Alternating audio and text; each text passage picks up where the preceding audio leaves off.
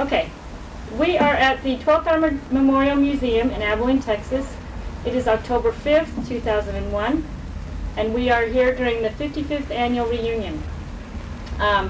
We are here with Charlie Peischl. Peischl, yes. Peischl. And my name is Michelle Colvin. Michelle, hi. So let's go ahead and get started. Charles, where are you, what unit are you from? 56th Armored Infantry Battalion, 12th Armored Division. So were you born and raised? Born in Pennsylvania, in the Lehigh Valley area, close to a village called Nazareth, Pennsylvania. And that's in the cement area of Pennsylvania. So why don't you tell me a little bit about your parents and your background before the service? Okay, both of my parents were born in Europe. My mother was born in Hungary, came to the United States at the age of about 12 with her mother. My father was born in Austria and came to the United States at the age of 15 by himself, and I could never understand how he had enough courage to do that, not speaking the language and making his own way, but he did. So did you have any brothers or sisters? Yes, we were born and raised in Pennsylvania, close to a little village called Nazareth, Pennsylvania. It's in the cement area.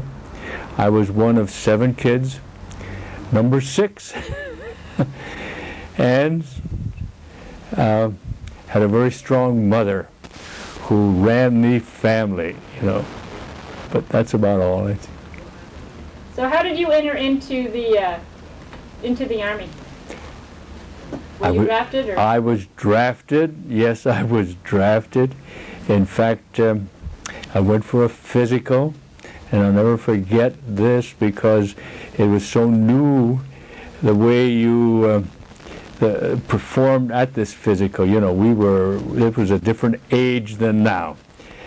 And I was rejected the first time they gave me a physical because I used to wear a brace on my one knee, on this one here, and they said I'd never have to go into the service. Well, about 3 or 4 months later on, they examined me again, and they said they would put me in some kind of a unit where I didn't have to walk so much or anything like that.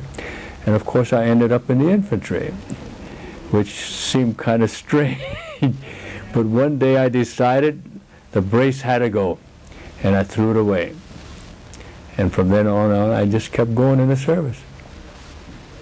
Ended up in the 12th Armored Division, and one of the low parts of that was when I found out they put me in the infantry, and I sure as hell did not want to serve in the infantry, but that's where I ended up.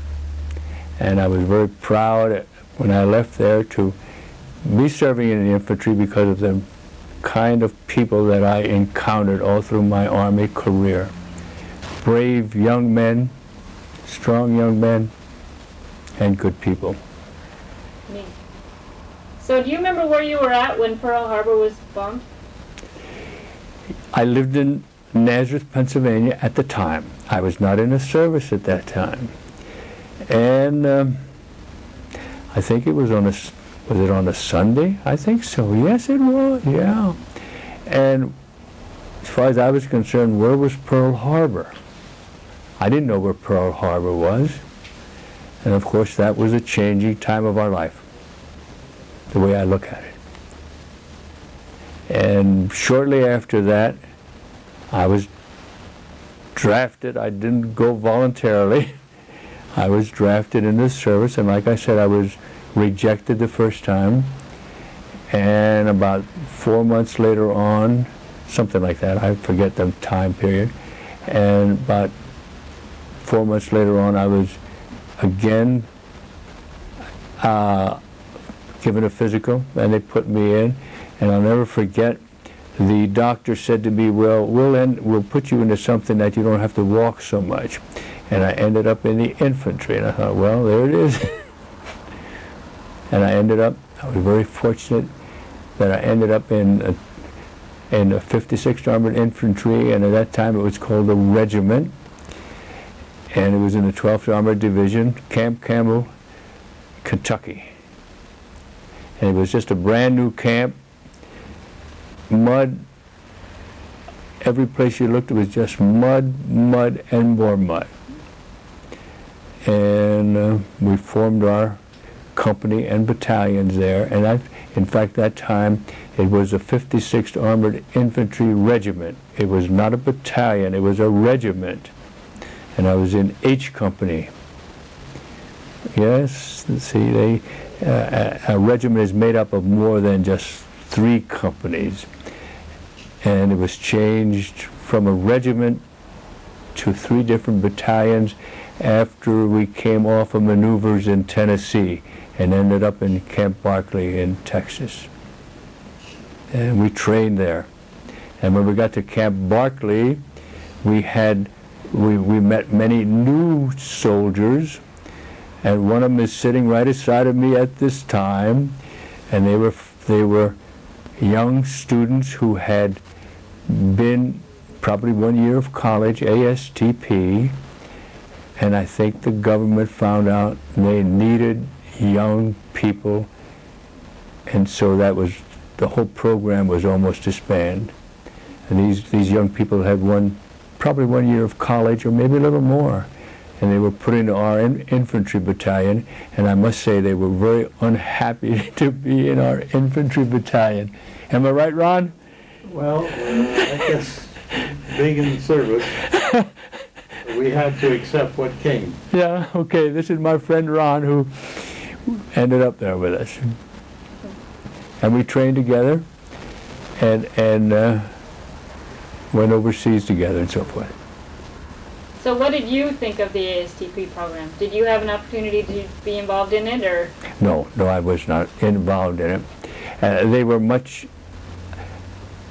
if I may say it this way, very few of the men before the ASTP program joined us had gone further than a high school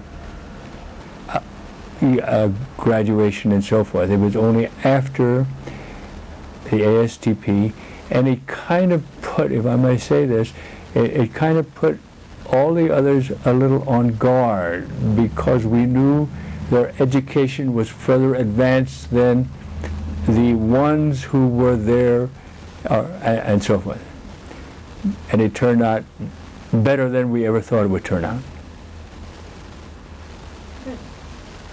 So once you were at Camp Barkley, where did you go next?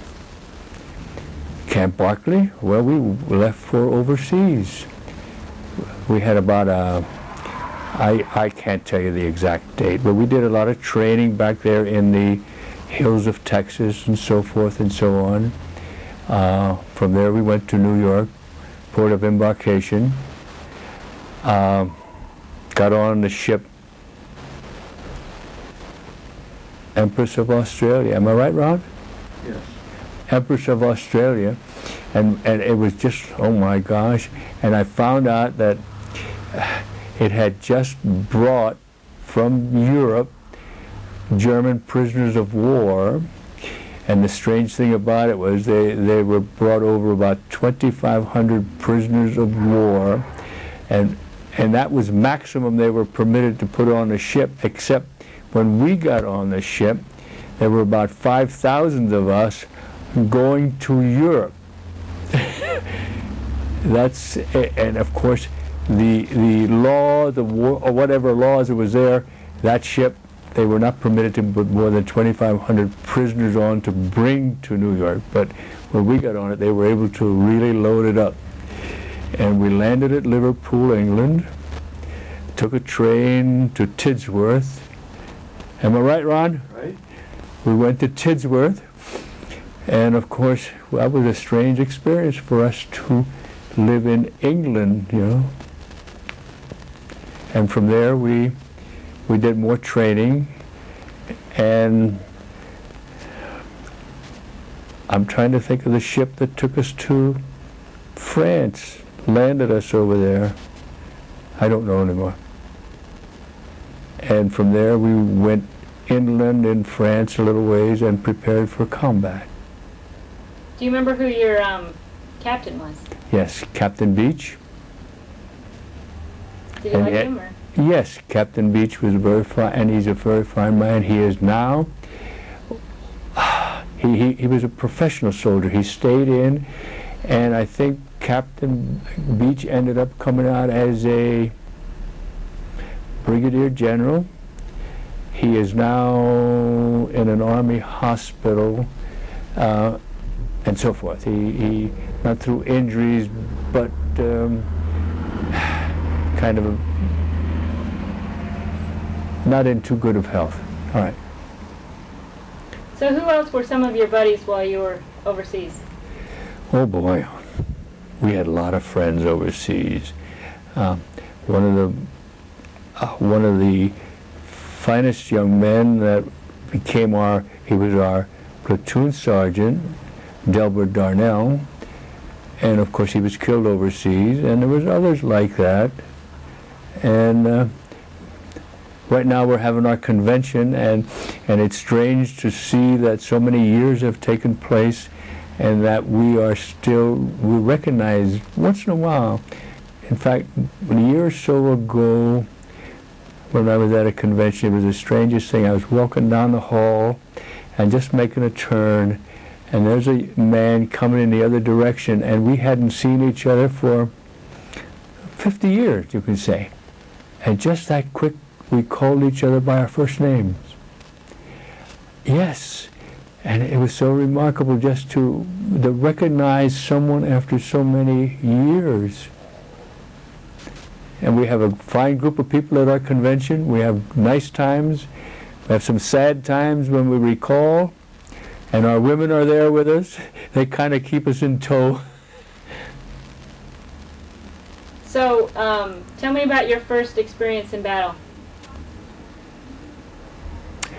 You know, the first experience in battle, I got to tell you, I'll never forget. We used to kid. This was, I guess it was a kind of a nervous gesture that we would wonder who was the first ones to be killed. I don't know if you ever heard anyone tell you that or not, but it was kind of a gesture to say, wonder who's going to be the first ones. And not only that, we were issued what we called mattress sacks. These were the body bags, you know, and we would kid about who's going to be occupying that one, and so forth and so on. And it didn't take long when we landed that things took place. My first experience, it wasn't American soldiers, but I'll never forget, was I thought it was sad and frightening and so forth, that I saw a German soldier who had been almost blown in two pieces, hanging on a barbed wire fence. And it made you wonder what his mother and family thought. The strangest thing, I think, we used to kid about this. Wonder who's going to be the first one or something like that.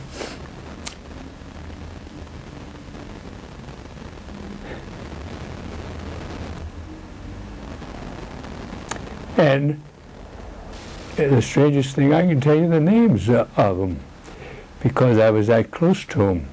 A young man by the name of, his last name was Maddox, and he was probably one of the finest young men in our platoon, and I could never get over the irony of it, right aside of him. And in fact, when you're in the service, you find real good people and some people who aren't anything but. And right aside, I won't repeat his name, and the same shell killed both of them. That one was probably the finest young man, and probably the other one was whatever. Okay, I won't go into names. And we went on from then. Okay? I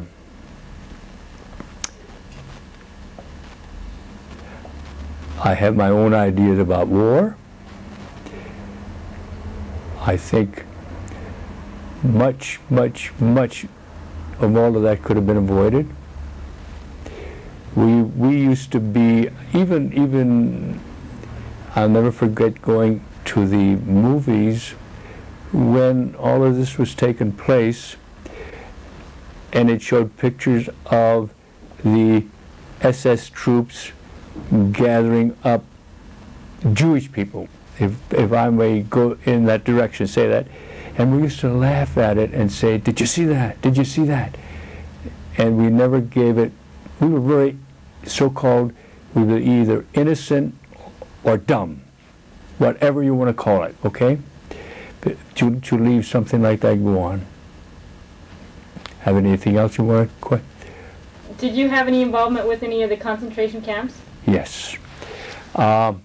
In fact, on one of my trips after the war ended and so forth and so on, many years after, I was in Nicaragua, and I was on a little trip, and they had what we would call a VW bus, you know, the small buses, and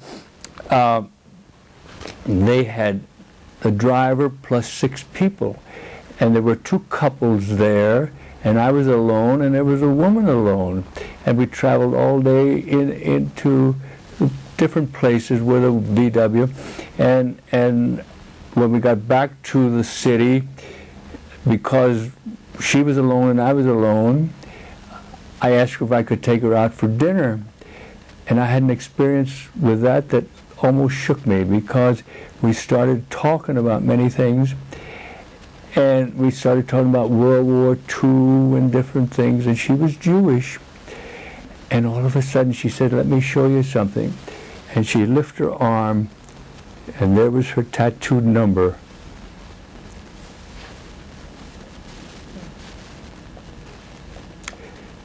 And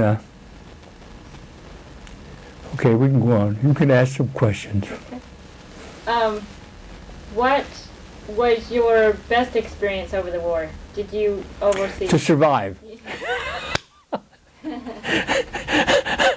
That was the best experience, okay?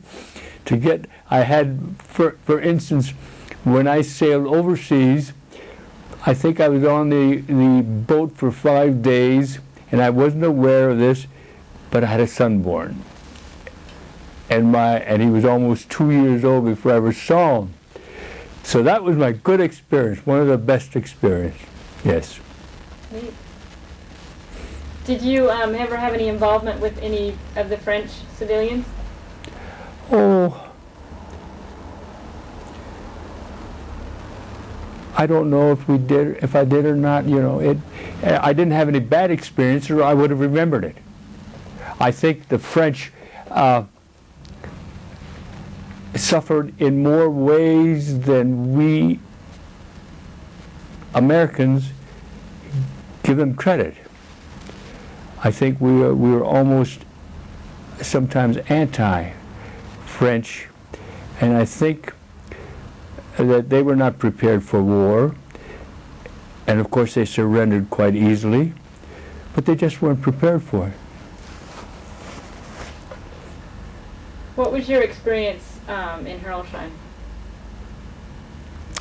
Well, let me say this. I saw a lot of young people getting killed. I was very fortunate. In Heroldsheim,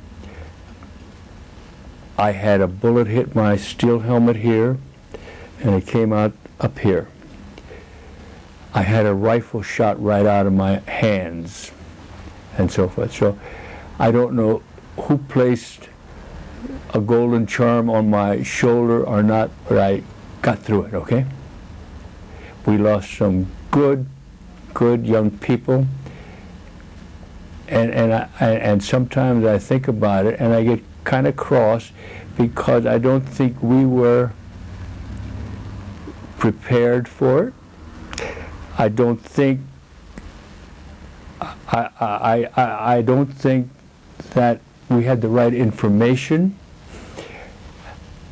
I think sometimes I think sometimes some of the one or two of the higher officers thought they could make a good name for themselves, and we were not prepared for what we went into. We were really not prepared. So, and you know, Herlesheim is a big word amongst all of us, and I think it was just a terrible experience. If you'd have seen the terrain we went across was as flat as a pool table and exposed each and every one of us to any kind of enemy fire and so forth.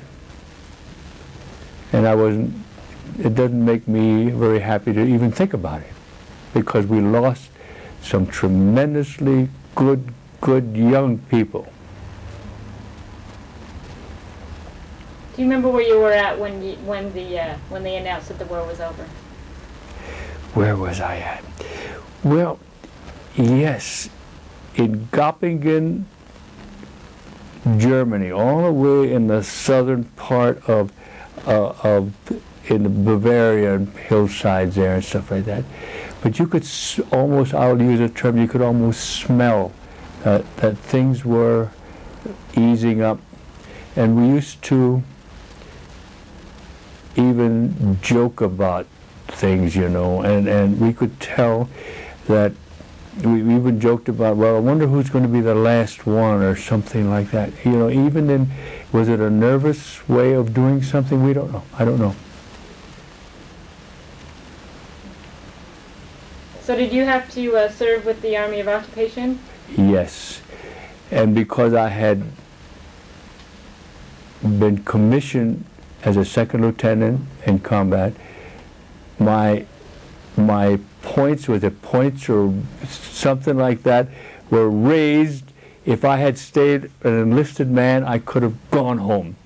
And I stayed over there probably, all right, the war ended when? It ended up over in Europe in the spring of 44, right? 45. All right, and I did not get out of Europe until February of 46. I was taken out of even before the war, all over the world ended, I was taken out of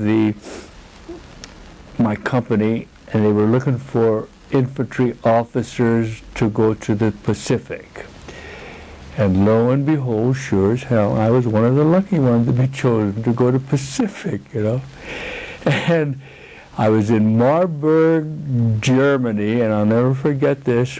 I was in Marburg, Germany. I was standing in the rain with my mess kit waiting to get some food.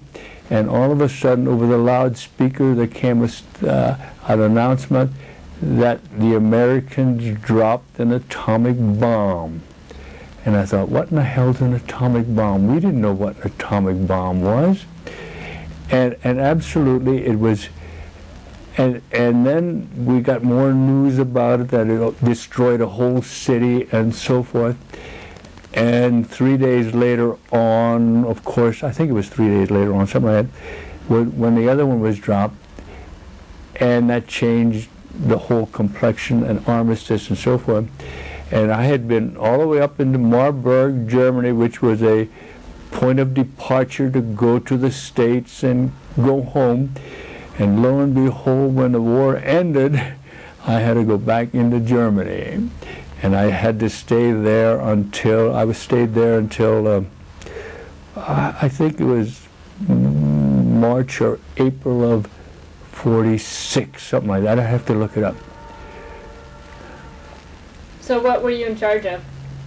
In fact, what they sent me, they transferred me from an infantry officer into an engineering unit.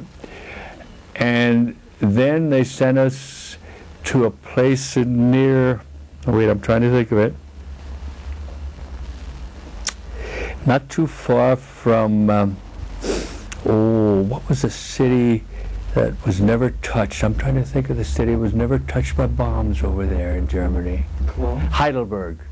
Heidelberg was never, and that was always such a strange mystery to me, that not a bomb had ever been dropped in Heidelberg, Germany, and I was transferred near Heidelberg, and had German prisoners of war there, and we used to put them out on work details along, I think the Neckar River runs past there or something like that, yeah. And I had to stay there until, I didn't get home until, I guess April of I gotta think about it, 46, yeah.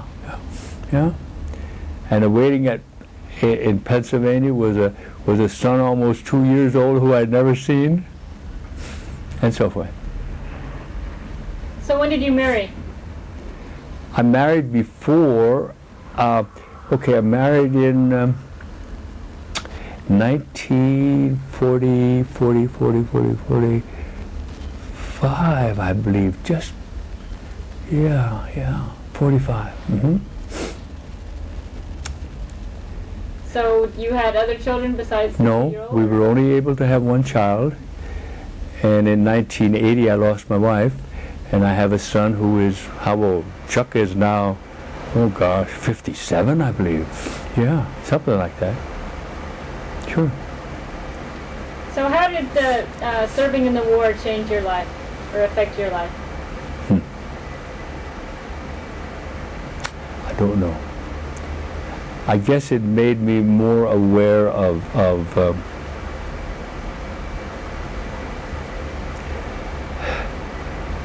how politicians can maneuver us into many different problems. Okay? I think World War II, I feel, could have been avoided. I distinctly remember going to theaters and seeing movies, news photos of what was going on, like in Berlin and so forth, and we were aware of the Jewish people being gathered up and so forth and so on, and I feel that we did not take it very serious. We thought it would never affect us. Yes. And there were things going on that I feel we should have probably tried to stop it much earlier than we did. When you think back to your war experiences, what would you like the present and future generations to learn from your experiences? I guess, do we realize how precious life is? Okay? And that many things can be settled without killing people. That's great. That's the way I feel about it. That's great. And I feel all over the world right now some of the things that we see happening and so forth, I think could be settled or even avoided before it even gets as far as it does. I think, and I'm outspoken about it, I think at times prior to World War II that we as Americans were almost as anti-Semitic as some of the Germans and so forth and so on.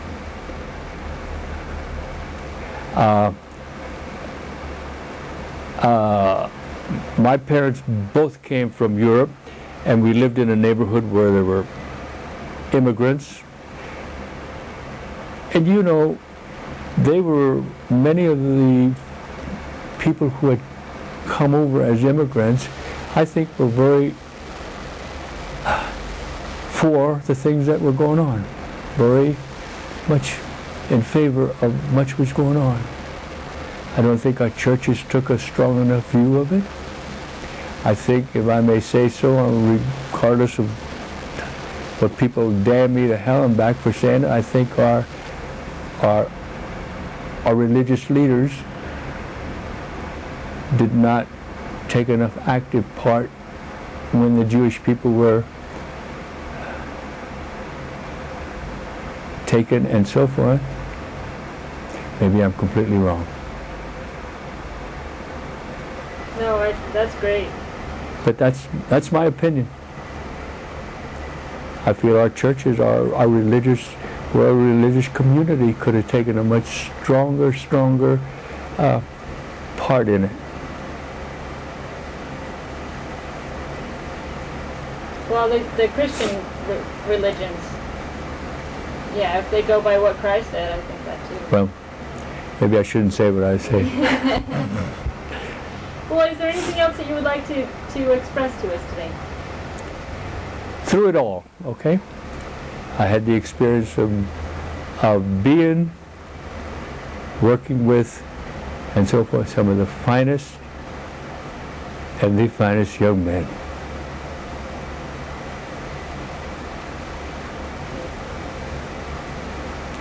I guess that's about all I have to say that I can say, and I'm still enjoying their company at times. Good. Glad to hear it. Do you have any questions for him? No. All right. Well, thank you very much. Thank you. I'm sorry, I'm not very good at this. You're very good at it. Thank you so much. Thank you.